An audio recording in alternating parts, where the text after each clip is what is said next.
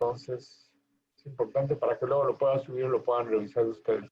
Hola, buenos días, ya estamos aquí rápidamente. Entonces, la placa sin abdomen en la que podemos ver múltiples imágenes de densidad hipertensas que corresponden a lesiones metastásicas.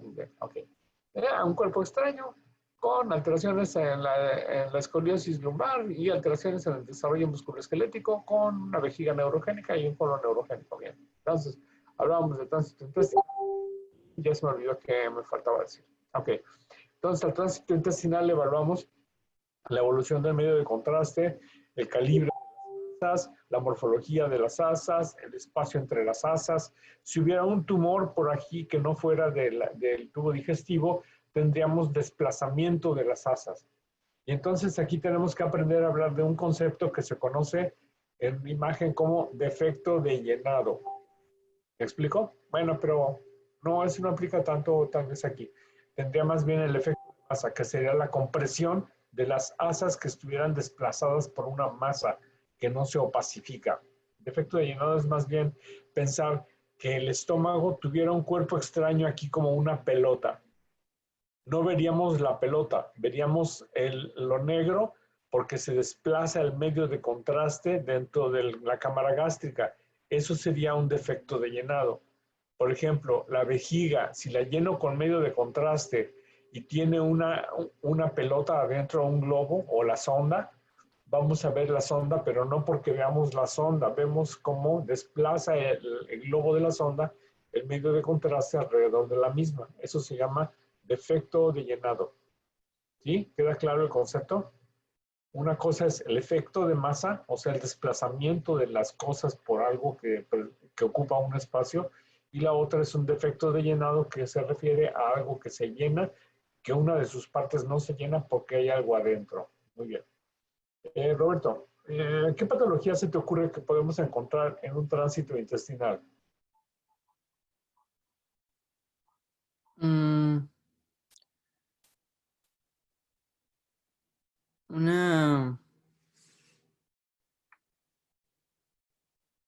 una obstrucción, Correcto. Otra. un... ¿Cómo se dice cuando se tuerce el... Les voy a enseñar otra mnemotecnia, si es que ya se las enseñé. ITBC. ¿Sí se las dije ya previamente? ITBC, ¿no? Y una vez se me ocurrió, tratando de entender, yo soy muy cuadrado y para poder aprenderme las cosas necesito esquematizarlas. Entonces una vez se me ocurrió revisar un libro de medicina interna en sus capítulos. Entonces me encontré que los capítulos se dividen en enfermedades inflamatorias, enfermedades tumorales, enfermedades vasculares y enfermedades congénitas. Oh, dije, perfecto. Entonces inventé mi mnemotecnia que dice ITBC, que suena muy romántica. Y entonces, ahora ya cuando les digo, piensa en enfermedades que afectan el intestino, piensen en ITBC. Entonces, primero, inflamatorias, ¿como cuáles?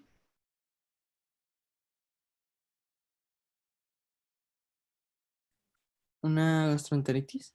Ok, muy bien. Otra. Bueno, Ah, causas de gastroenteritis.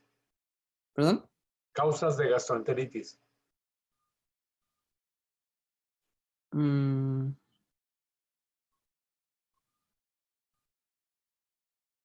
¿Ayuda? Infecciosas. Ok, infecciosas sin infecciosas, muy bien. Roberto, infecciosas, dime causas de gastroenteritis infecciosas.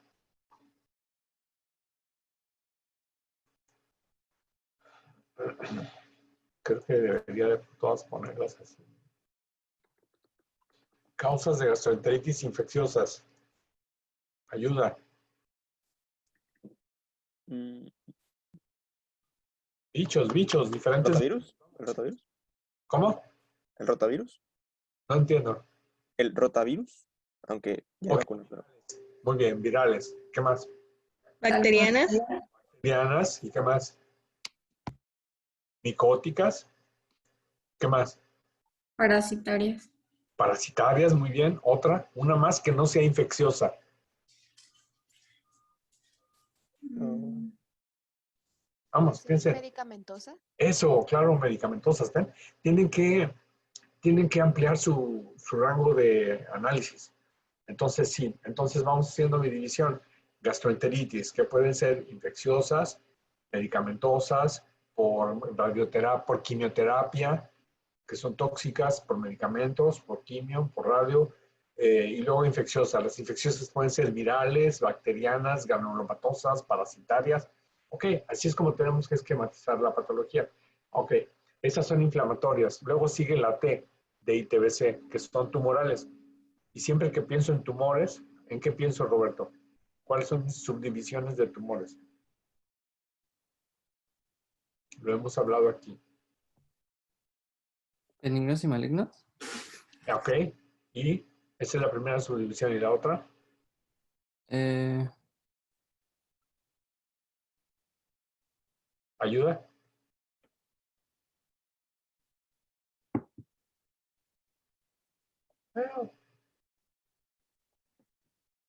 Primarios y metastásicos.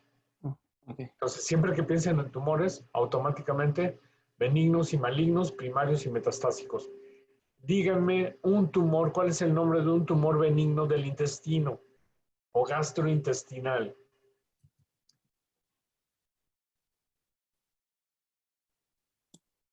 Gastrointestino colónico, o sea, cuando digo gastrointestinal me refiero al delgado y al grueso.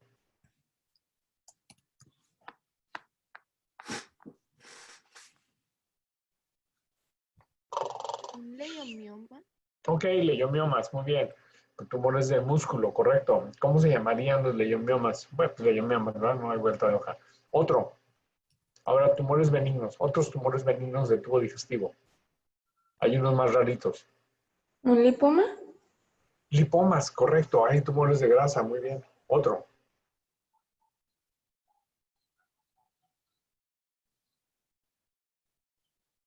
Hay unos que se llaman GIST, G-I-S-T. ¿Alguien se acuerda de eso? El tumor estromal gastrointestinal. Sí, claro. Gastrointestinal stromal tumor, por eso se llaman GIST. Y yo de cariño les digo gistomas. Y estos son tumores benignos que crecen como una bola bien delimitada. Puede ser en el estómago, puede ser en el intestino delgado, rara vez en colon. Estos tumores, estos GIST pueden ser benignos y malignos. Y estos GIST tienen la particularidad de ser unas bolas que van creciendo, creciendo, creciendo, y son muy más frecuentes en el estómago, por ejemplo. Y esta bola que crece, imagínense en una bola, una pelota de esponja, que de pronto se ulcera. Y al ulcerarse, se le produce, cuando le vemos en el medio de contraste, vamos a ver una bola con un hoyo de medio de contraste en medio.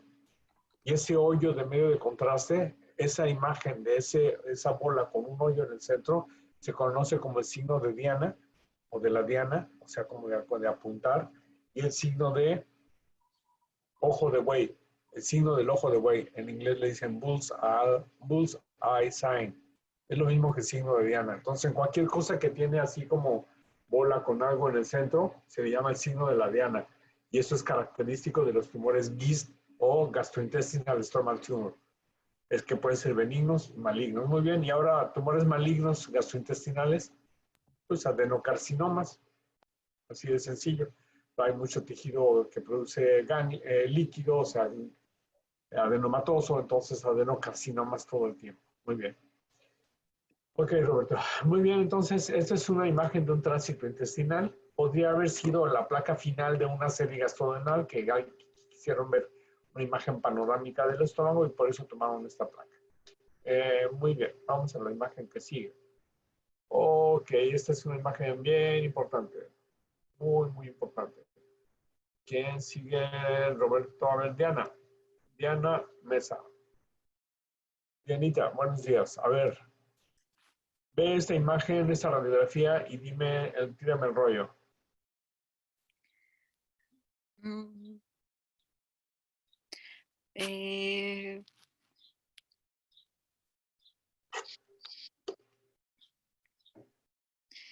ah, la persona se encuentra de pie ¿Qué porque, estudió Diana? ok,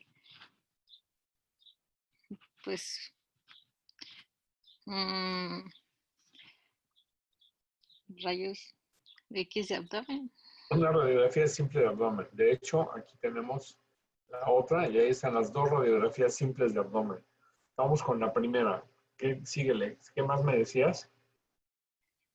Que la persona está de pie porque veo niveles hidroaéreos. De acuerdo. ¿Qué más? Vamos con H, huesos. UPA, vigas. Acuérdense de la mnemotecnia. UPA, vigas. La primera corresponde a la H. ¿Cómo ves los huesos? La columna, ¿es de la misma persona las dos? Sí. La columna sí la veo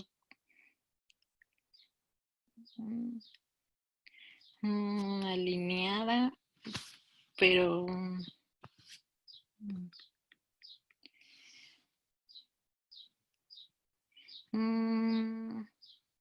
Pues la columna es normal, no tiene alteraciones de escoliosis. Ve la quinta lumbar. ¿Qué tiene? se ve como... No, olvida el cómo, no lo dije.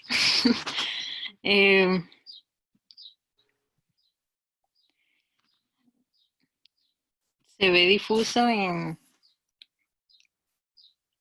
los pedículos.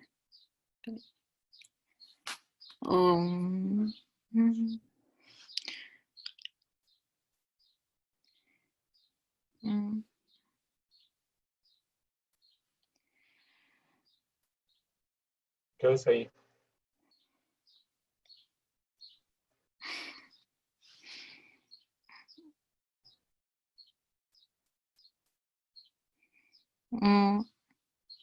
Una fusión. Fusión es esto. ¿Y aquí qué pasó? Es parecido al de la imagen pasada, ¿no? Que tenía espina bífida oculta. Eso, una espina bífida oculta. Muy bien. Pues lo mismo, tiene una variante congénita. Pero vamos a ver los demás huesos. Vemos tracas celíacas, están simétricas, articulaciones coxofemorales bien. Es hombre o mujer, Diana. Hombre. Correcto. Bien, esos huesos. Vísceras. ¿Cuáles son las vísceras que tenemos que revisar, Diana? El hígado. ¿Cómo lo ves?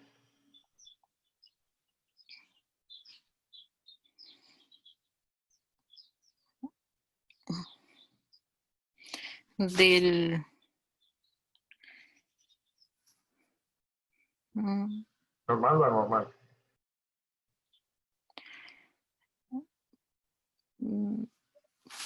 Pues como de la izquierda normal, pero... Hígado normal. Vaso. ¿Cómo evaluamos el vaso, Diana?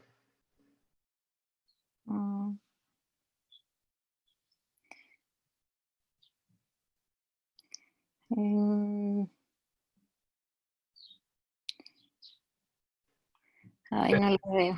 Ve la primera radiografía, ahí se ve el vaso. ¿Ves el estómago, Diana? Sí. ¿El colon? Mm, ¿No ves el colon? ¿Ves el moteado del ángulo esplénico? ¿Sabes cuál es el ángulo esplénico? Este. ¿Cómo ves la distancia que hay entre el ángulo esplénico y la pared torácica? Es decir, mira, Diana, esta es la pared del borde de las costillas y entonces este espacio lo ocupa el vaso. Entonces, ¿qué pasa? Si el vaso crece, desplaza el colon hacia la línea media y desplazaría el estómago. Y tenemos aquí una opacidad parecida a la que vemos del hígado. Diana, ¿me sigues? sí. En esta otra radiografía en la que el paciente está en decúbito, aquí el ángulo esplénico se ve un poquito más pegado a la pared torácica, pero aún así ya sabemos que esa es la topografía del vaso. Entonces es un vaso de tamaño normal. Riñones, Diana. No los... No valorables.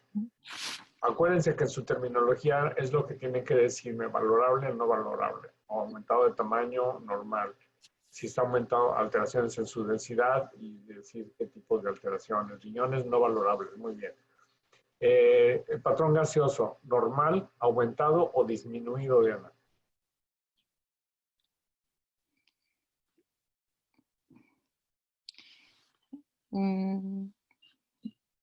Disminuido. Digamos normal. ¿En dónde debemos ver aire normalmente, Diana? En el estómago, duodeno y colon. Correcto. Vamos a buscar el duodeno en la segunda radiografía. Busquen el duodeno. Porque sí se ve. ¿En dónde quedamos que debe de quedar el duodeno? En L2. A la derecha de L1, L2. Nos vamos a contar las vértebras. 5, 4, 3, 2, 1. A la derecha es esto y aquí hay una burbujita. ¿A ver? Ese es el duodeno. Es fijo. Y luego el estómago. Este es el fondo gástrico y este es el cuerpo del estómago. Si se fijan, aquí se ven unas ondulaciones blancas o grises. ¿Las ven? Estos son los pliegues gástricos, que los podemos ver pues, porque tienen un poquito de líquido. Por eso se vio con nivel aéreo. Muy bien. Entonces, el patrón gaseoso es normal, Diana. ¿Algo más que quieras ver, observar, Diana? Que te llame la atención.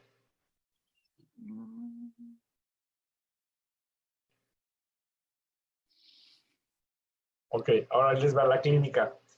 Es un niño con dolor en fosa ilíaca derecha.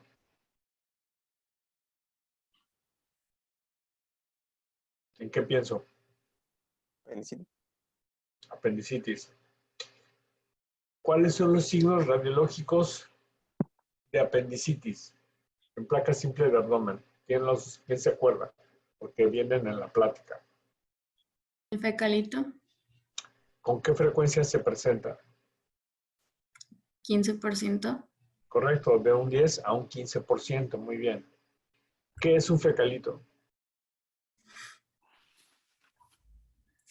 Es una como pequeña porción de materia fecal que se está como obstruyendo el apéndice.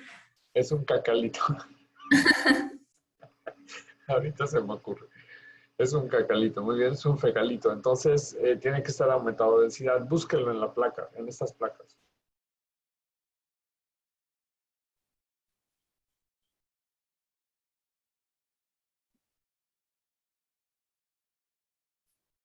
¿Alguien ya lo vio?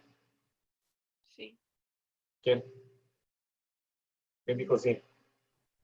Bueno, yo lo observo en la Alondra. fotografía. Ajá. Si no te veo, no te cuento. A ver, Perdón. ok. Sí, ahí se ve una imagen de densidad cálcica ovoide. Y fíjense que se desplaza de la posición de pie a la posición de decúbito. ¿Por qué? Porque está dentro de la tripa. Si esto fuera una lesión del hueso, no se desplazaría con los cambios de posición. ¿De acuerdo? Ahora, los coprolitos tienen diferentes densidades. Hay unos que traen letrero, como quien dice, porque son muy blancos, y hay otros que son muy difíciles de ver, pero ahí está la diferencia de tener un buen diagnóstico en la placa simple del abdomen a no tenerlo. ¿Cuáles son los demás signos radiológicos de apendicitis en una radiografía? Un hilo mecánico u obstructivo, edema de grasa en ciego y escribí estructura tubular, pero sinceramente no sé qué es. Zamboma, qué bien. ¿Quién te dio clases de imagen? El doctor Cela. Los videos. Sí, muy bien, exacto. Esos son los signos. Ahora, acuérdense que de 10 pacientes que tengan apendicitis, que los operen, 8 deben de ser apendicitis y 2 deben de ser normales. Si un cirujano mete a 10 pacientes a cirugía y los 10 tienen apendicitis, está mal. Si un cirujano mete a operar 10 apendicitis y solo 5 tienen, está mal también. El cirujano debe tener un promedio de falsas negativas, de falsas positivas, que serían esos 2 pacientes que no tienen apendicitis, pero lo simularon por una gastroenteritis, por una adenitis mesentérica, etc. Bien, Entonces, la radiografía, si tengo 10 pacientes con apendicitis comprobados por cirugía, solo la mitad de ellos van a presentar signos en una placa de abdomen. O sea, la placa de abdomen no sirve para descartar apendicitis. De ese 50% que sí tienen signos radiológicos, solo el 10% va a tener coprolito. Los demás van a tener cualquiera de los signos que mencionó América, que pueden ser edema de la grasa pericecal, borramiento de las líneas peritoneales, borramiento del psoas derecho, escoliosis antiálgica, niveles hidroaéreos en el ciego o en asas de delgado en la fosa ilíaca derecha. Hasta llegar a un grado extremo que sería una peritonitis severa, un hilio mecánico por obstrucción por adherencias, etc. Entonces, eso es importante. Entonces, si tengo mi cuadro clínico de apendicitis característico con todos los puntos, ¿cuántos signos clínicos de apendicitis hay? ¿Quién sabe? ¿Cuáles hay? ¿Cuáles conocen? Sería dolor como, ¿cómo se llama lo contrario? ¿Tipo cólico? Es como que aumenta con el tiempo. Progresivo, no sé. Ajá, progresivo. Pues el punto de McBurney. Es eso, el signo del punto de McBurney. ¿Ok? Que es señor, es hombre. No hay de la señora McBurney. Esa no. Bien, ¿qué otros signos hay? Hay como 10.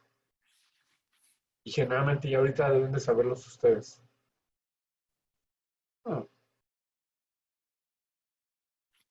Generalmente lo saben, ¿eh? ¿Abdomen en madera? Ok, ese es un signo de abdomen agudo en general. Y eso significa que ya el problema se diseminó y hay una peritonitis severa. Otro. La maniobra del psoas. ¿No les explicaron eso? ¿No han llevado Santa María la Redonda, maniobra del psoas? O sea que comprimen al paciente ahí y les duele el psoas. Y hay muchos otros signos, investiguenlos, deben de saberlos. Pero eso ya no me compete en mi esa área clínica. Muy bien, entonces, si yo tengo un cuadro clínico florido de apendicitis, con una imagen de abdomen, con un coprolito, y tengo leucocitosis con pandemia, la cirugía, fin de problema, no hay que hacerle nada más. Pero si mi cuadro clínico no es característico, patognomónico, como dice, si mi cuadro clínico no es tan claro y mi laboratorio está dudoso, ¿qué estudio le pido? Un ultrasonido. No. La respuesta es, depende. ¿De qué depende? De si es niño o si es adulto, si está flaco o si está gordo. En este caso en particular es un niño, entonces sí, a él le voy a pedir un ultrasonido. Entonces le pido el ultrasonido y me mandan esta imagen. El ultrasonido yo entiendo que es muy difícil interpretarlo porque es muy poco anatómico a comparación de la tomografía computarizada.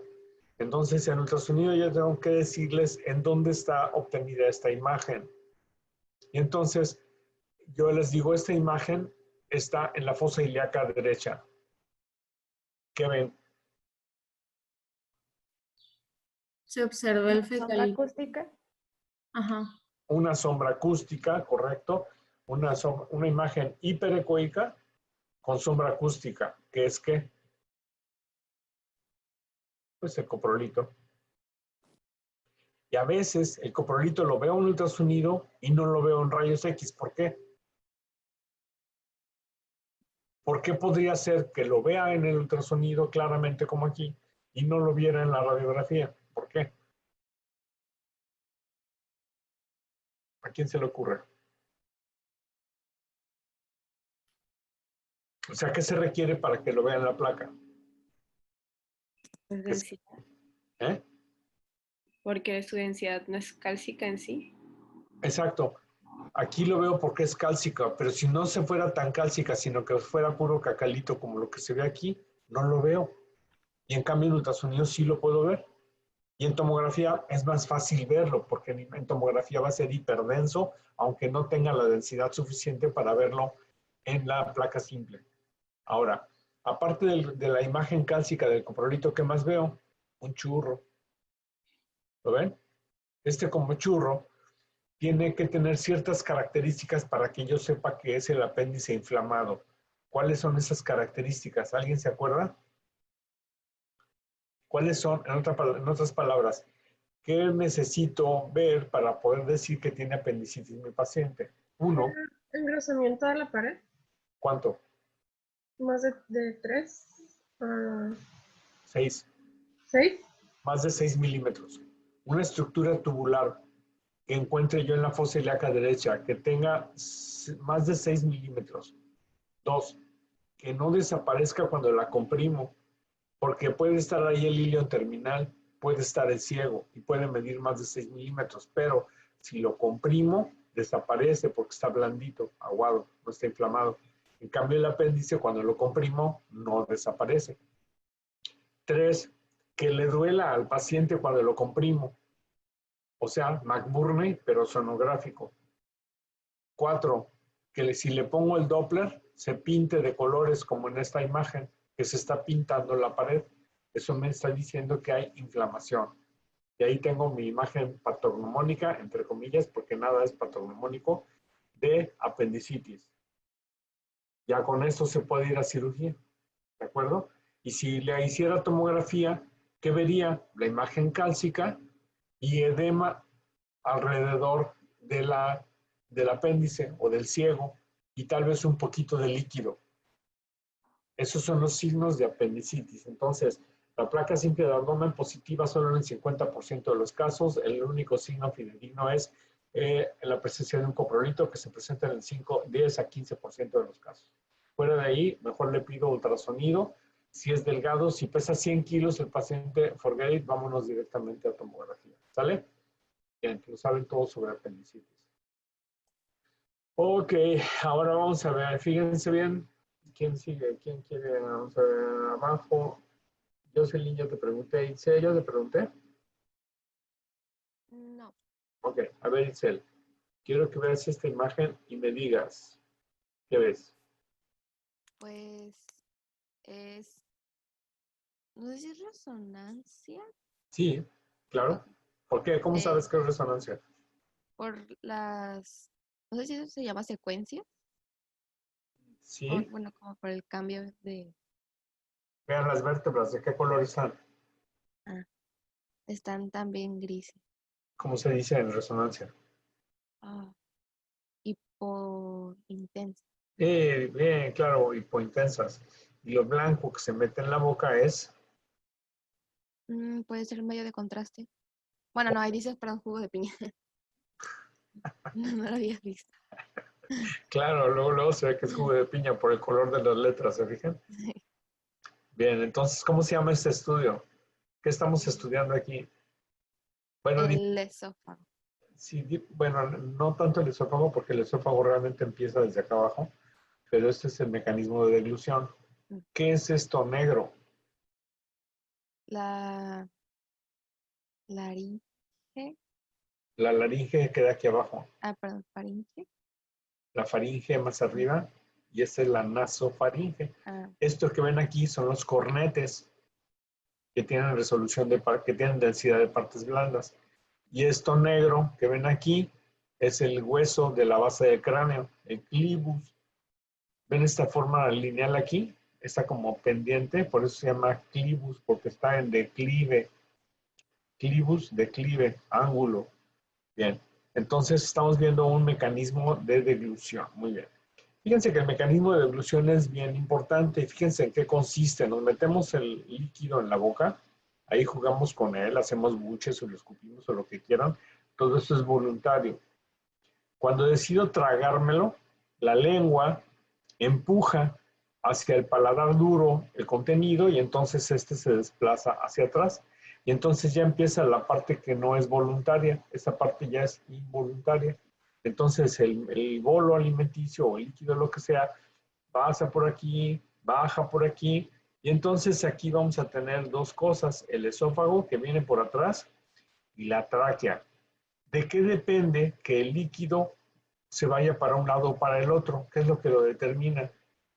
La glotis. Correcto, la glotis. Entonces, si la glotis se atonta porque estés borracho, porque estés drogado o porque tengas algún problema neurológico, se aloca o se alenta y entonces el líquido, en lugar de irse al esófago, se va a la tráquea y se produce ¿qué?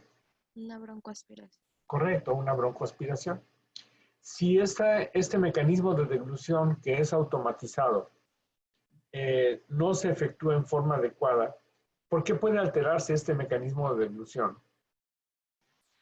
Pues había comentado que por trastornos neurológicos Correcto. y también, bueno, no es un recién nacido, pero en los recién nacidos también puede estar alterado. Exacto, entonces lo que pasa es que si le llega mucha leche por aquí porque la mamá le hizo un hoyo muy grande al chupón, entonces no alcanza a pasar por aquí y se regresa por la nariz y le sale por la nariz y se produce el reflujo nasofaríngeo. ¿De acuerdo? Bien. Ahora vamos a ver esta otra imagen.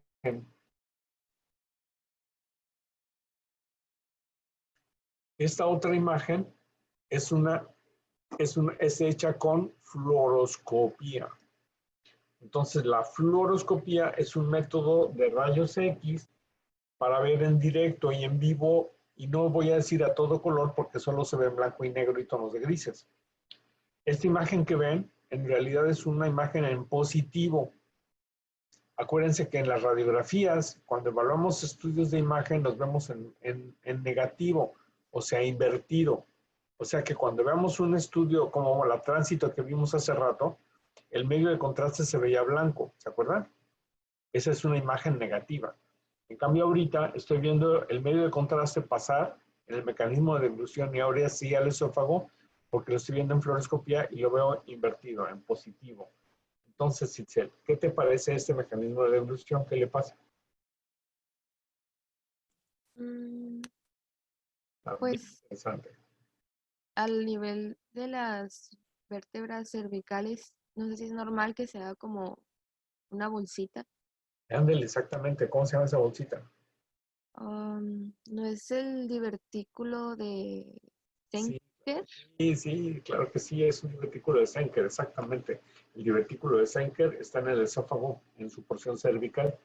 Ahora sí, ya pasando de aquí de donde está la glotis, para abajo es el esófago, que tiene una porción cervical y una porción torácica, y luego la unión esófago-gástrica.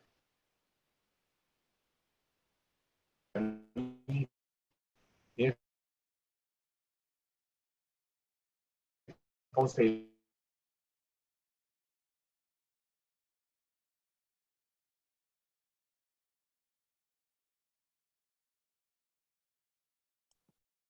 ¿A ustedes también se les trabó? Sí. Se quedó con una cara bien chistosa. Justamente les iba a preguntar en el grupo. hello, Ahí está. ¿ya? Ahora sí, ya. ¿Ya? Otra vez. Olvídalo, ya no.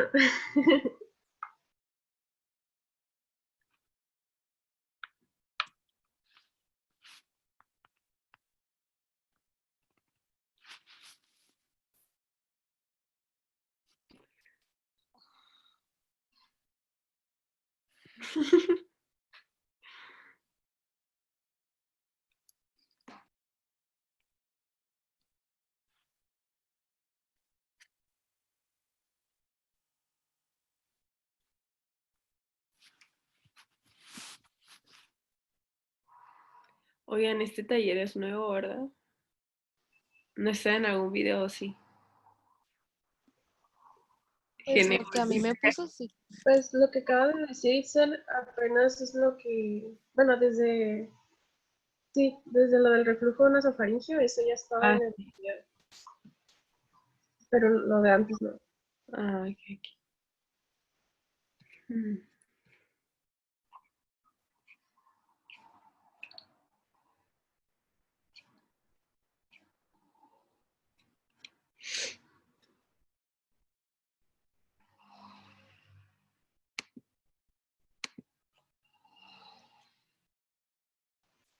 ¿Alguien de aquí se está muriendo de alergia también? Hoy no, lo bueno. Yo, De hecho, Pero no es que aquí me dicen Dios, por eso. Siento los tornetes acá todos inflamados, pero no, así como de... Ayer estuvo horrible el clima. Sí, y hoy también va a estar horrible el rato. Oigan, en lo de los cursos gratis o algo así, ¿alguien se metió en alguna que no tenga que hacer evaluación de otro compañero?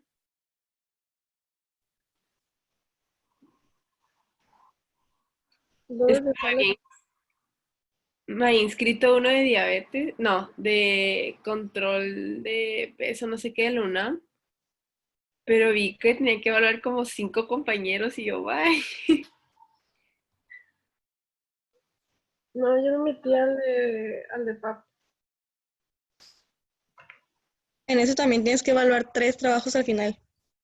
No me he metido, así que, bueno.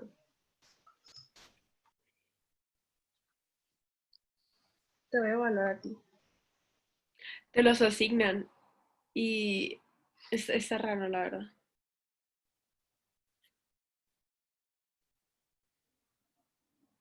La Diana y la Wii.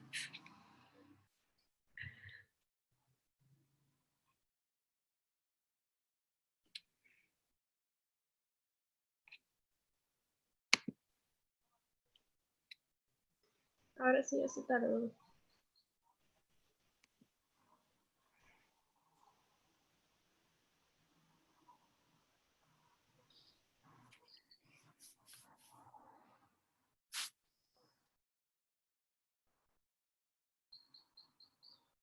Me voy en darks.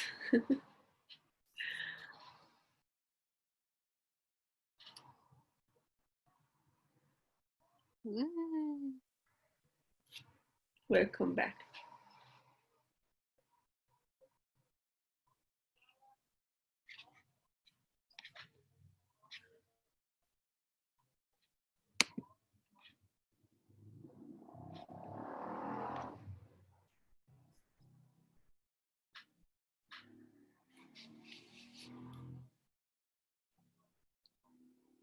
Perdón, ¿qué fue lo último que dije?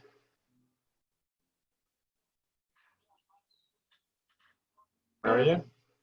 Lo del divertículo de Sanger. No. Yo nos está explicando las estructuras que se ven. Me acuerdo que lo último que dijo fue lo del clivus. No, ¿qué fue lo último que dije? Dije. Dije, exacto, dije. Ah, Think out of the frame. ¿Saben qué quiere decir eso? Think out of the frame. ¿No? ¿Saben inglés? ¿Es outside the box? Outside the box, ok, exacto, es lo mismo. ¿Qué quiere decir eso? Que pienses otras posibilidades o como fuera de lo normal. Exacto, que te saques un poco de la caja, no te claves y siempre tengas la alternativa de pensar fuera de la caja. Exacto. Entonces la idea, y a veces estamos ante un diagnóstico que no podemos integrar y para eso necesitamos salirnos de la caja para ver el cuadro global y luego ya poder volver a integrarlo. ¿De acuerdo? Entonces por eso es mi jalada esa de que fue lo último que dije. Y siempre se los digo. Muy bien. ¿A quién me...? No, a ver, Josué, venga. Vamos con esta imagen. Primero, cuando tenemos así un caso como este, vamos primero a la imagen de radiografía. Entonces vamos a ponerla aquí a un lado. Venga, empieza a describir la imagen radiográfica. ok, pues se ve bien chiquito ahorita, pero es una radiografía de abdomen. Pues empieza por huesos.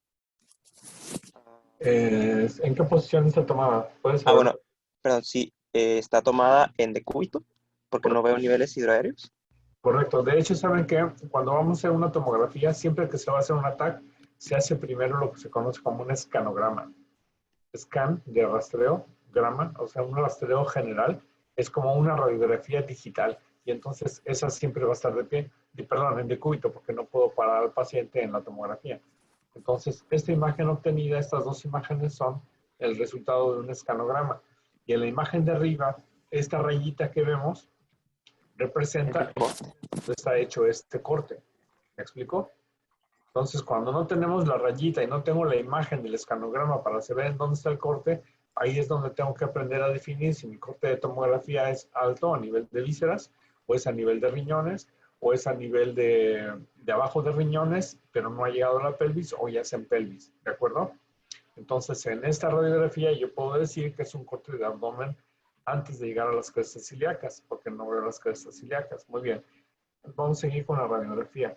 Por lo tanto, como no es una radiografía en sí, no tiene la densidad o resolución de una radiografía, por eso las vértebras no se ven muy claramente, se ven blancas, etcétera. Muy bien, ¿qué más? Ok, pues, pues como vértebras no puedo evaluar muy bien. Yo diría que pues el resto de huesos que puedo ver se ve como integridad bien, alineación bien. Huesos normales, vísceras. Ajá. Vísceras, pues el hígado realmente no lo veo. O sea, hígado aparentemente normal. Aparentemente normal, nada más que no puedo ver como su delimitación. Pero sabemos que está aquí. Ajá. Sabemos ver que está aquí por su posición, porque aquí está el colon. Entonces, el hígado, normal. Vaso,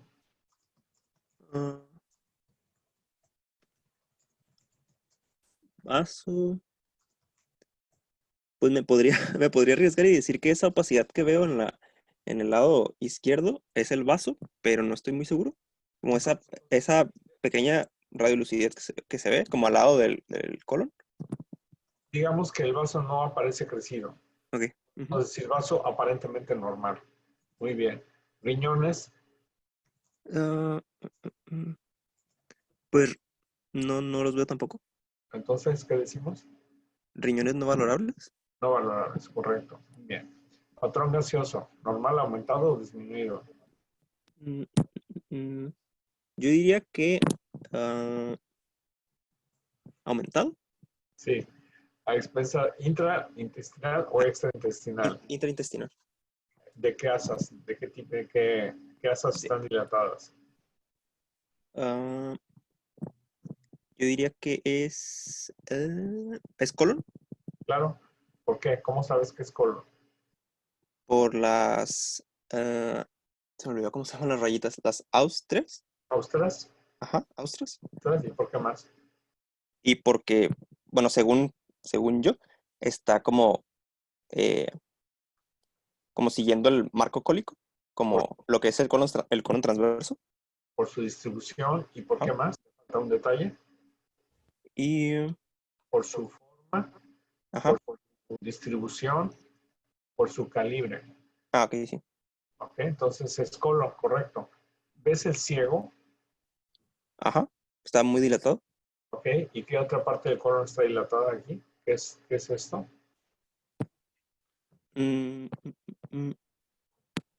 ¿Esto? ¿Qué parte del colon es? ¿Ayuda? ¿Ayuda? ¿El transverso? Transverso. Y luego aquí, esta parte del colon, Josué. Ajá. ¿Qué parte es? Ese sería el sigmoides. El sigmoides, esa es parte del descendente, es la unión, digamos, descendente con el sigmoides. Luego el sigmoides suele dar una vuelta por aquí, que en este caso no se ve, para irse luego al recto. Muy bien. Entonces, hay dilatación del colon transverso y del ciego. Vamos ahora a la tomografía. Y de la tomografía vamos a ver el corte de abajo. Vértebra. ¿Check o no check?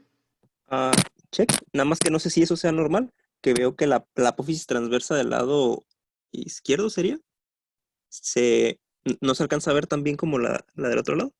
Correcto. ¿Eso es normal? Depende, porque mira, ve mi imagen. Entonces, si yo tengo mis apófisis espinosas así o mis vértebras así, pero si están así, van a aparecer en un corte, en el mismo. Pero si están un poquito chuecas, va a aparecer primero una y la otra no.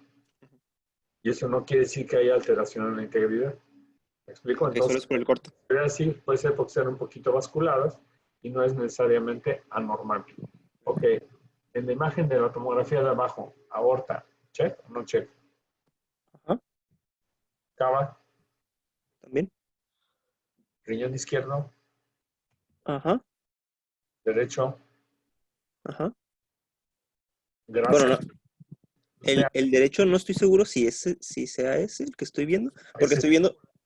Es esa bola con Ajá. densidad de partes blandas que está en la misma región anatómica que el riñón izquierdo. Para empezar, ¿cuál es el izquierdo y cuál es el derecho? No se me hacen bolas, ¿verdad? ¿Con qué mano saludas? Con la derecha. Y entonces cuando saludas cruzado, ¿no? Sí, Entonces, perdón. sea anatomía transversal, estoy a los pies del paciente, de manera que lo estoy de frente, de manera que mi lado derecho cruza al lado derecho del paciente. Bien, entonces, este es el riñón izquierdo, este es el riñón derecho, esta es la aorta, esta es la cava, este espacio se conoce como espacio retrocrural. Bien, ahora vamos a ver el corte de arriba. Vértebra, check o no check. Ujú. Aorta. Ajá. Cava. Ujú. ¿Qué diferencia hay entre la tomografía de abajo y la tomografía de arriba? Las estructuras vasculares tienen diferente densidad. ¿Por qué? Bueno, se ven diferentes porque uno es T1 y otro es T2. ¿En qué estudio es? ¿Qué? ¿Perdón? No escuché. ¿Qué estudio es? Es un ataque. Ajá. Entonces, te fuiste por el precipicio. Ayuda. No entendí. ¿Qué error cometió? Las TAC no son T1 y T2, esas son las resonancias. Es verdad. Exacto. Entonces, ¿cuál es la diferencia entre el ataque de abajo y el ataque de arriba?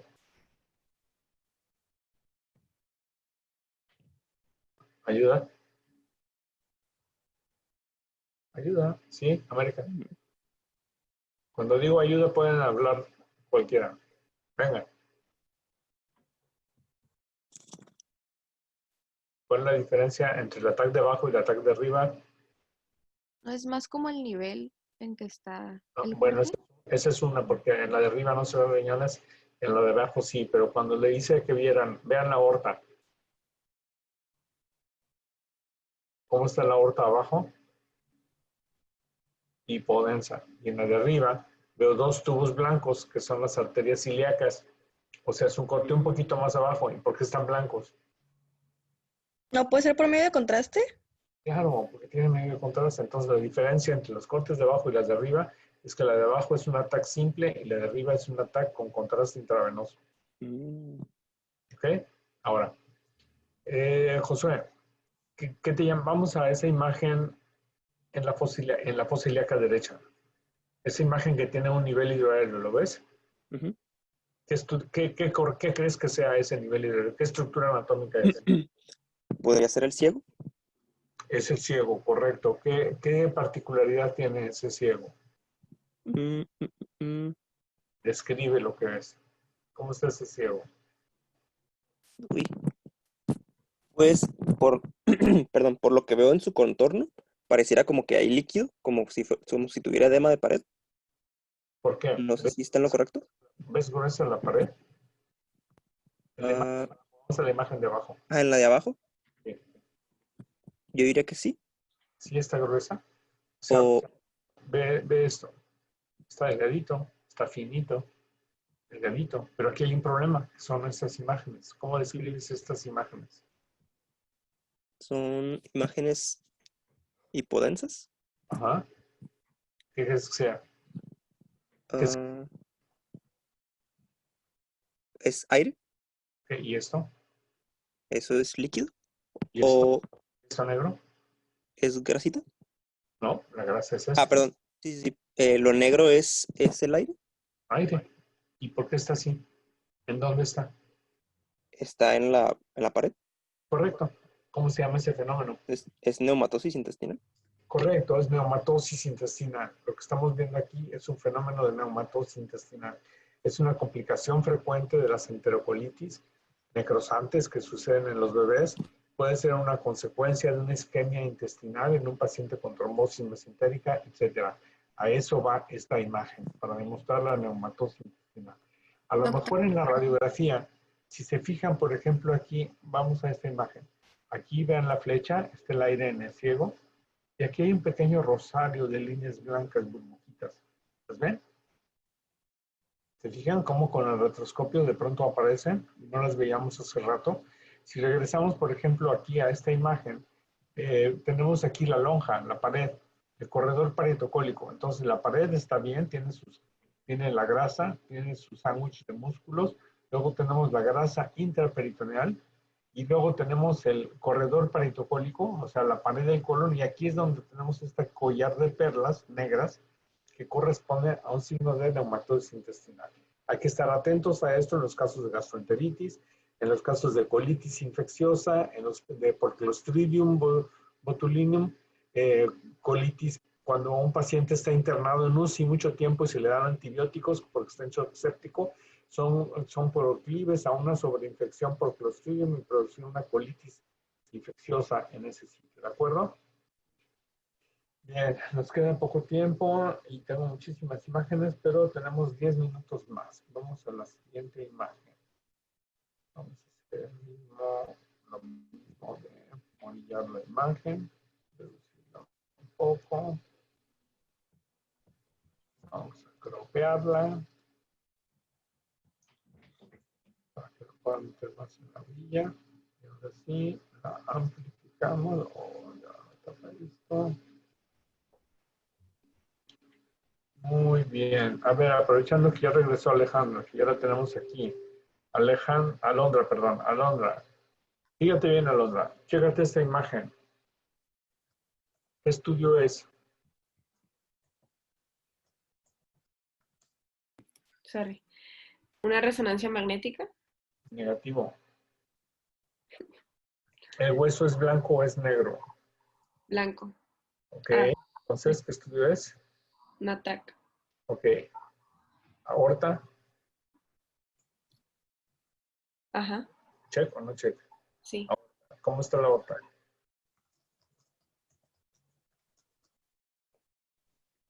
Normal. ¿Qué densidad debe de tener la aorta normalmente? ¿Cuánto debe medir la aorta, chamacos? Ok. Densidad. ¿Cuánto debe medir la aorta, chamacos? Si no pongas cara de Juan, porque sí deben de saber cuánto mide la densidad. ¿Ven por qué me gusta verlos? Para ver las caras que hacen. Aorta, vamos, ¿cuánto deben medir la aorta? Vean su acordeón, deben tener su acordeón ahí pegado en la pared o en su computadora o en la cartera o en el celular. Su tabla de densidades. Cuando estamos en clase a lo mejor no pueden tenerla, pero aquí deben tener toda la mano. ¿Cuánto mide la aorta? Vamos. ¿Cuánto? ¿Más 60? Más o menos 50 a 60 unidades Hounsfield, correcto. Y esta que estamos viendo aquí, Alondra, mide 100 unidades Hounsfield. ¿Por qué? Porque se le inyectó medio de contraste. Correcto, entonces es un ataque con medio de contraste intravenoso. ¿Ves algo más que sea blanco o hiperdenso en esta imagen?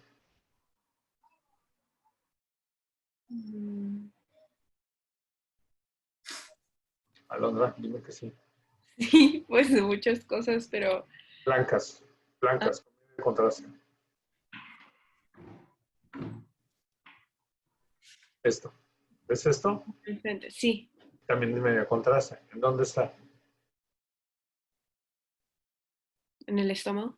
Correcto, muy bien, porque hace un nivel hidroaéreo. Entonces tiene medio de contraste intravenoso y oral también. Esto es lo que dicen doble medio de contraste. Dicen que le hagan la tomografía con doble medio de contraste, dice el cirujano. Se refiere a que se aplique medio de contraste intravenoso y que se le dé medio de contraste oral. ¿Qué tipo de medio de contraste utilizo en una tomografía? ¿Cuántos tipos de medio de contraste hay? No hemos visto eso, ¿verdad? Ok. Ok, pero no me acuerdo si viene eso en alguna presentación. Sin duda en la presentación de ABC de rayos X o en la de ABC de tomografía pueden revisar los medios de contraste. Hay dos tipos para empezar, que son positivos y negativos. ¿Cuáles son los negativos? El aire. ¿Cuáles son los positivos? Los que aparezcan como blancos, o sea, opacos en una radiografía. ¿Ok? Negativos y positivos. De los positivos hay de 3 tipos. Los que se disuelven en agua, como que se llaman hidrosolubles, por eso. Los que no se disuelven en agua, que son insolubles, como el bario, que es el que se utiliza para exploración del tubo digestivo. Y los liposolubles, que solo se disuelven en grasa. Los liposolubles prácticamente ya desaparecieron. Entonces ya nada más quedan 2, que son los hidrosolubles y el bario. El bario nunca lo uso en tomografía porque me va a producir artefactos porque es muy blanco. Tengo que utilizar entonces en tomografía únicamente los hidrosolubles. Y los tengo que diluir para que no me hagan artefacto. Entonces administro medio de contraste. Vean este estómago y dime, Alondra, si te llama la atención algo de este estómago. Que tiene como una rayita atrás. Eso se me hace raro. ¿Atrás? Ajá. Define atrás. ¿La continuidad? ¿Atrás? Ajá. O sea, vamos entendiendo que aquí tengo a mi paciente en un corte axial. Sí. ¿Cómo se llama lo que está acá? Anterior. Ok, ¿y acá? Posterior. Lateral derecho y lateral izquierdo. Entonces, atrás no lo veo. Quiere decir, esa rayita que dices, ¿en dónde está? ¿Es esta? Posterior al abdomen. Al estómago. Ajá. Al estómago. Entonces, pero hay continuidad. O sea, fíjate cómo se llena medio contraste el estómago y de pronto empieza a vaciarse a esta parte, que es el duodeno. Ok. Este es el duodeno. Acuérdense que está a la derecha de L1, L2. Sí. Se ve aquí cómo escurre este hilito, ¿no? Sí. Que no es normal. Debería de pasar ampliamente. El estómago, ¿qué más te parece? Bueno, es que es muy difícil porque todavía no tiene forma de comparar. Pero vean el grosor de la pared gástrica. Es anormal. Sí. Es anormal. Entonces, este estómago tiene engrosamiento de la pared gástrica, sobre todo posterior. Entonces, este paciente lo que tiene es un cáncer gástrico. Entonces, el cáncer gástrico lo vamos a ver como alteración en la capacidad de distensión del estómago, pero sobre todo en el engrosamiento de su pared. ¿De acuerdo? Ahora, vean hígado. ¿Ya lo vieron? Alondra, ¿ve el hígado? Sí. ¿Es homogéneo o es heterogéneo? Homogéneo. Ok, ese es el hígado. ¿Qué densidad debe de tener el hígado en tomografía? ¿Cuánto? Ay, no sé. La verdad no noté eso. ¿Ayuda? De 30 a 60 unidades. Correcto, en fases simples. Si le pongo contraste, puede aumentar su densidad. Pero entonces yo les digo, aquí mide 35 unidades Hounsfield. Y aquí mide 20 unidades Hounsfield. ¿Qué pasó aquí? ¿Por qué está diferente? Ojo, chicos, tienen que saberse la tabla de densidades.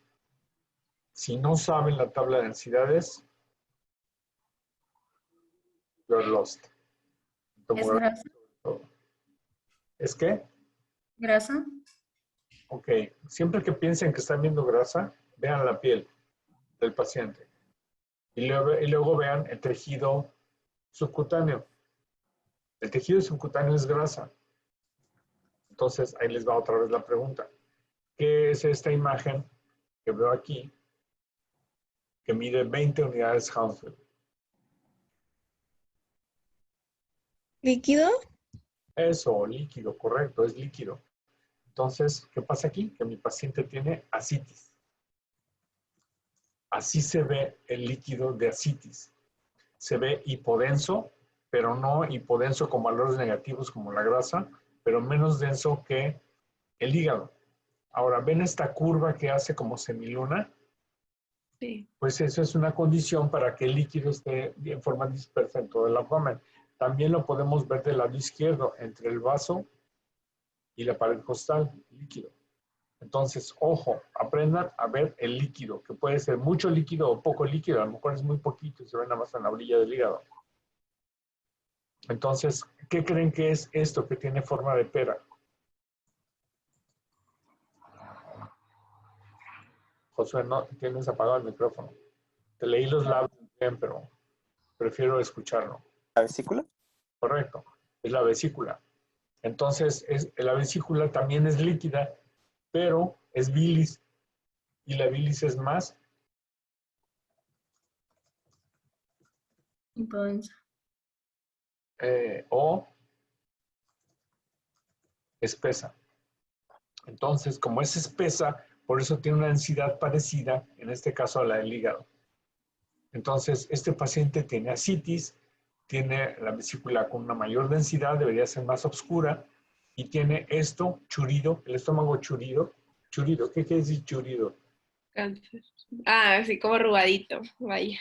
Arrugado, maltratado. Imagínense un bote de cerveza cuando lo aplastan, se chure, o sea, se hace churido. Y eso bote difícilmente vuelve a su forma original. Entonces, un estómago con cáncer gástrico le pasa esto, se ve un estómago churido que va a persistir en todas las imágenes y proyecciones que le hagamos, ¿de acuerdo? Sí. Bien, quedan... ya no nos queda nada, son 1:30. ¿Y ascitis fue una consecuencia del cáncer o son mala suerte? Que lo tengas por tiempo. Utiliza el principio de Occam. ¿Cuál es ese? No pongas cara Yo de... se los dije. Yo les dije Ah, que... sí, te lo pasaste por el grupo. ¿Eh? José lo pasó por el grupo, pero no lo leí. Josué, Es algo como que la opción más probable generalmente es esa, algo así. O la opción más simple, algo así. la opción más simple. O, ajá, ok, está La mal. más probable. Vuelvo a investigar. Génesis, estás durmiendo. ¿Cuál es el principio de Occam? Ya lo voy a buscar. Cintia. Ok. El principio de Occam es que tratemos de armar todo en un solo diagnóstico. Es decir, que puede ser que acaricio y andar en metro, que son dos cosas diferentes. Ajá. Y puede coincidir dos enfermedades en un paciente, pero nuestra obligación es pensar siempre o tratar de relacionar todo a una sola enfermedad. El principio de Occam es que si hay diferentes posibles explicaciones, hay que buscar una en común. ¿Y por qué se llama Occam? Principio de Occam. Josué. No recuerdo la verdad. Valiente jefe de grupo, ¿eh? A ver, todos van a buscar por qué se llama principio de Occam para mañana. Bien, pues yo quisiera extenderme más, pero no se puede. Aquí tenemos, por ejemplo, una hernia de pared. Fíjense cómo hay una falla de fusión de los músculos en los que protruye la grasa. El problema de las hernias es que la tripa se meta al saco herniario y se produzca una obstrucción de esta hernia. Hay hernias a nivel umbilical, diástasis de rectos o hernias de pared. Y hay unas hernias que se localizan aquí en la orilla. ¿Alguien sabe cómo se llaman? En una deformidad anatómica aquí. Hernias de Spiegel, que se producen hacia acá afuera. Entonces, ojo con las hernias. Vean esta imagen. ¿Qué ven? ¿Qué es todo esto hipodenso? ¿Líquido? Ascitis. Entonces, yo puedo ver ascitis, pero a lo mejor no puedo ver la causa del líquido de ascitis. Ella es otro boleto. Pero el hígado ocupa todo eso, de todos modos, nada más que está rodeado de líquido libre. Y ahora vean esto, ¿qué es? ¿Vaso? El vaso también está rodeado de líquido y este vaso está grande. Entonces, vaso grande con líquido de ascitis, luego pienso en cirrosis, hipertensión portal, etc. En este caso, esta diapositiva la puse por la siguiente razón. ¿Qué es todo esto oscuro? ¿Grasa? Grasa, correcto. Fíjense que la grasa tiene puntitos blancos. ¿Qué son los puntitos blancos? Vasos, que sirven para irrigar el peritoneo, el epiplón y todo ese rollo. Bien, ahora comparen esta área de grasa con esta otra. ¿Qué diferencia hay? ¿Que es heterogénea? Heterogénea. Correcto, este es heterogéneo. Yo aquí entre compas le digo peluda. ¿Ok? Uso el término peludo para decir que tiene estos pelos que aquí no hay. Aquí hay puntitos. Entonces, la grasa peluda es un signo de edema de la grasa. ¿Por qué? Porque aumentó su densidad. ¿Por qué? Porque hay un proceso inflamatorio alrededor de ahí. Y entonces la grasa es muy importante como un indicador del área que está afectada. Entonces, si tengo grasa, edema de la grasa alrededor de la vesícula, ¿en qué pienso? Colecistitis. Aguda. Si lo tengo alrededor del apéndice, apendicitis. Si lo tengo alrededor del sigmoides o del colon descendente, ¿en qué pienso? ¿Y tiene dolor en fosa ilíaca izquierda mi paciente? Diverticulitis. Diverticulitis. Exactamente. Entonces, ¿ven esta línea delgadita que corre así? Esta línea blanca o gris. ¿Sí la ven? ¿Qué es? Esta línea que corre por aquí. Eh, ¿Qué es? ¿No es músculo? No, el músculo es este. Ah, ok, sí. Fíjense, piel blanca, grasa oscura, sándwich de músculos, luego grasa intraabdominal, pero extraperitoneal. Peritoneo. Exacto, la línea blanca finita es el peritoneo. Y entonces esta ya es grasa intraperitoneal. Y ahora comparen la grasa aquí con esta peludita. ¿Lo ven? Entonces, ¿qué pasa? Que hay edema o líquido. Entonces, ¿pero por qué tan distante? Fíjense aquí este triangulito. Entonces, ¿por qué tan distante de acá? Pues porque ya hay un proceso inflamatorio vesicular y el paciente ya tiene algo de líquido libre que se va a las partes más declives y hasta las partes más distantes. Vean aquí, ¿qué es esto? Riña. ¿Qué? Riñón ¿Izquierdo? o izquierdo. Derecho. ¿Derecho? Ah, de hecho, Perdón, sí, derecho. Ups. quiere decir que no están seguros cuál es el derecho izquierdo. Ya no pueden fallar en eso. Es riñón derecho. Bien. Entonces, fíjense en la grasa perirenal y luego ven una línea blanca delgadita alrededor. ¿La ven? De este lado también se ve. ¿Qué es esta línea blanca? Es una fascia. Entonces, el riñón también está protegido por una fascia que se llama una fascia conal porque produce un cono. Entonces, el parénquima renal tiene una capsulita, la cápsula renal. Y luego tenemos un espacio que se llama perirrenal. Y hay un espacio que está por fuera que se llama pararrenal, que está a un lado de los riñones. Entonces, hay un espacio pararrenal anterior, hay un espacio pararrenal posterior, hay un espacio perirrenal y hay un espacio subcapsular. Ah, todo eso se ve en este corte. ¿De acuerdo? Pero entonces tenemos que aprender a ver estos datos sutiles. Y entonces, este es el estómago con Coca-Cola o lo que sea. Este es el duodeno aquí y aquí está la vesícula. Y entonces esta vesícula, fíjense que tiene la pared gruesa y de doble contorno porque tiene edema. Entonces una colecitis aguda con edema de la grasa que la rodea. Por eso puse esta diapositiva, para aprender a ver la grasa cuando está peluda como un indicador de un proceso inflamatorio. Y 9:40, bueno, 5 minutos más, los voy a exprimir la neurona. A ver aquí, por ejemplo, vean, ¿qué es esto? La aorta. Ahora, correcto. ¿Con contraste o sin contraste? Sin contraste. Sí. Bien. Y aquí hay un puntito blanco. Y este espacio se llama retrocrural. Y atrás de las cruras diafragmáticas solo hay dos cosas, grasa y vasos. Hay dos vasitos aquí, uno que se llama la ácigos y otro que se llama la hemiácigos. Aquí no se ve, pero aquí sí. Bien, este es el hígado. Estamos en la unión tóraco-abdominal y aquí tengo una masacote con esto blanco. ¿Qué es esto blanco? O hiperdenso. ¿Medio de contraste? No, ¿en dónde? Sí, ¿en dónde? ¿Estómago? Correcto, en la unión esófago-gástrica. Y entonces, ¿qué pasa aquí? Está todo, ¿qué? Churido. Entonces, ¿qué tiene? O una hernia hiatal o tiene cáncer en la unión esófago-gástrica. Necesitaría, 1, ver todos los cortes, 2, hacer reconstrucciones, 4, 3, revisar historia clínica del paciente para ver si tiene disfagia y pérdida de peso, etc.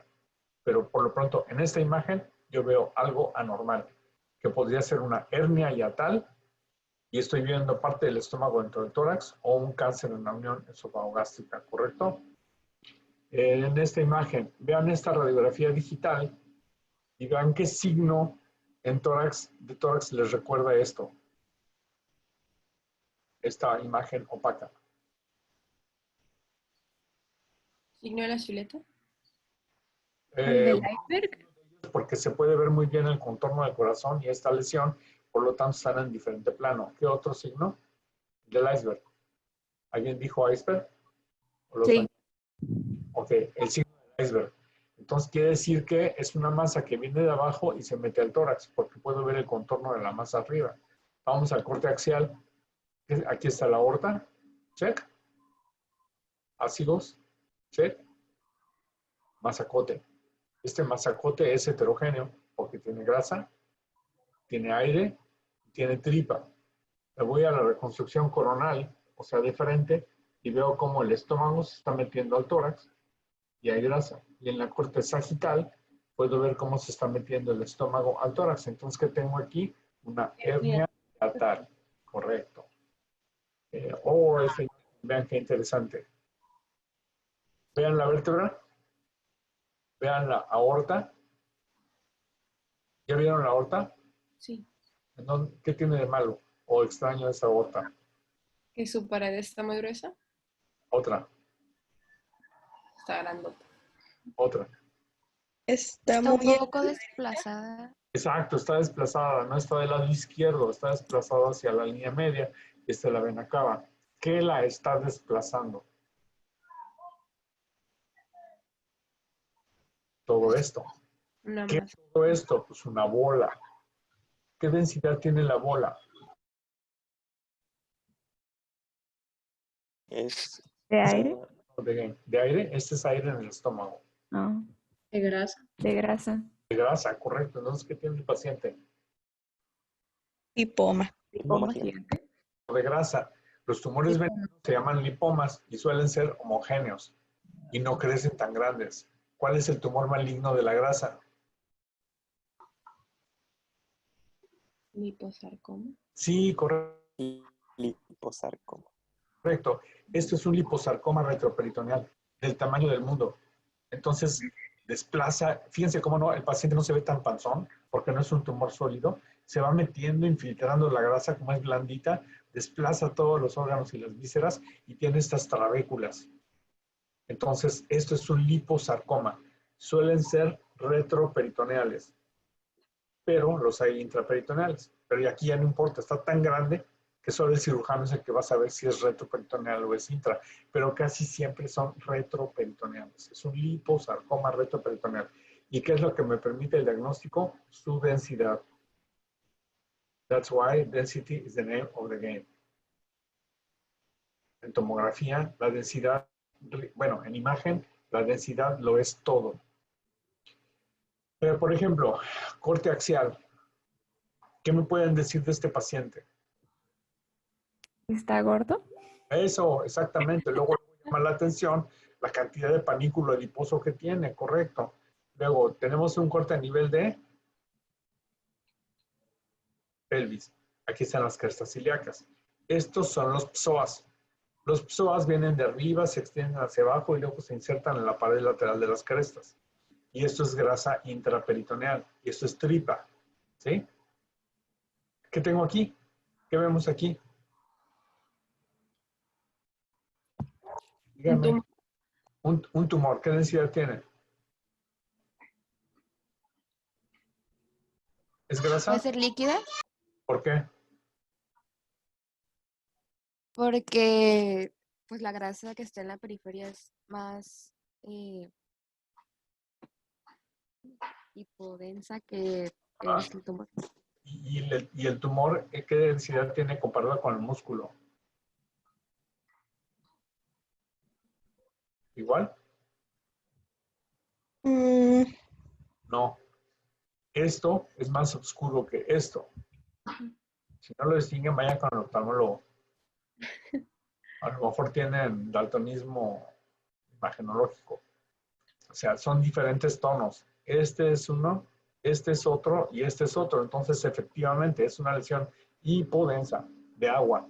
¿Es benigna o es maligna? Benigna, está bien Benigna delimitada. porque, bien delimitado. Exacto, y aparte está calcificada en la pared. Este tipo de calcificacióncita dijimos se llaman cáscara de huevo. ¿Y qué se puede calcificar en cáscara de huevo? Aneurismas, ganglios, abscesos crónicos, quistes. Entonces, este es un quiste. Es un quiste y hay quistes en el mesenterio. Y hay quistes que se producen de la punta del apéndice, que se produce por la secreción de moco, que se sella y empieza a crecer moco dentro del apéndice. ¿Alguien sabe cómo se llama eso? Mucocele. Mucocele. Colección de moco. Y entonces este mucocele se puede presentar así como esta lesión hipodensa, bien delimitada, bonita, casi asintomática. A lo mejor es difícil con esa lonja palpar la bola. Ay, ya son las 9:45. Es difícil palpar esta bola, pero si se rompe ese, fíjense cómo esta bola, vean, tiene la pared gruesa. Aquí, ¿se fijan? Porque a lo mejor este líquido, esto es más líquido y esto es más denso, a lo mejor esto es lo que se está produciendo el moco.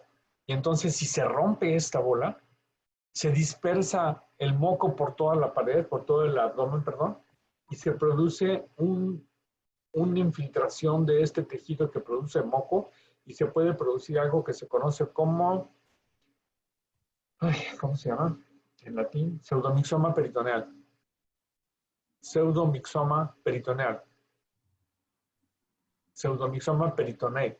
Este pseudomixoma peritoneal acaba ocupando todo el abdomen, conociendo algo que conocemos como el signo del omental cake, o sea, un pastel omental, un pastel de epiplón. Anótenlo, omental cake, y me lo buscan de tarea, el signo del omental cake en Radiopedia.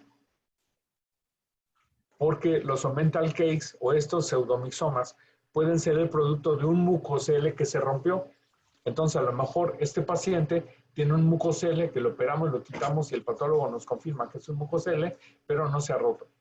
Y si se rompe, se va a hacer algo catastrófico que se conoce como pseudomixoma peritoneal.